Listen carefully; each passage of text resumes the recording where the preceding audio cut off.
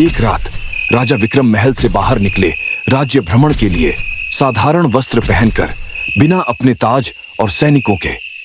कोई नहीं जानता था, न ही तारे उनकी राह के बारे में कुछ कहते थे। वह अपने राज्य के बाहरी इलाकों में अकेले चल रहे थे, जहां मूक शांति और वर्षा के बाद की गीली मिट्टी की महक थी। जैसे ही वह एक संकीर्ण मार्ग पर चढ़े, उनकी नजर एक पुराने झोपड़े की खिड़कियों से छनकर आ रही सुनहरी आभा पर पड़ी। वह पास पहुंचे। दरवाजे के पास उन्होंने देखा कि एक सुनहरी नागिन की पूंछ झोपड़े के भीतर समा गई थी और उसके पीछे सुनहरी धूल के कण छूटते हुए अदृश्य हो गए थे। विक्रम का दिल रुक गया। यह कोई सामान्य प्राणी नहीं था। वह खिड़की से झांकने लगे। अंदर एक स्त्री जमीन से उठ रही थी, आधी मानव आधी नागिन। उसकी चाल बहुत ही सुंदर और सम्मोहक थी। वह चुपचाप एक पुराने विशाल दर्पण के पास पहुंची।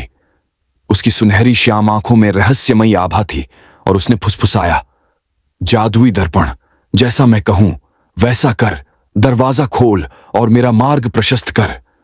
उसने दर्पण को 3 बार थकथकाया। दर्पण की सतह पर हलचल हुई, जैसे जल में लहरें उठ रही हों। अचानक उसमें एक रहस्यमयी प्रकाश से भरी सुरंग खुल गई।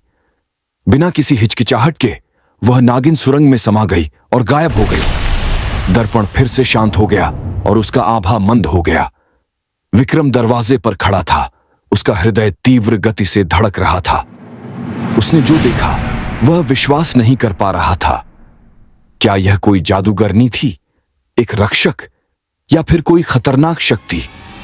और सबसे महत्वपूर्ण प्रश्न, क्या वह उसका पीछा करे?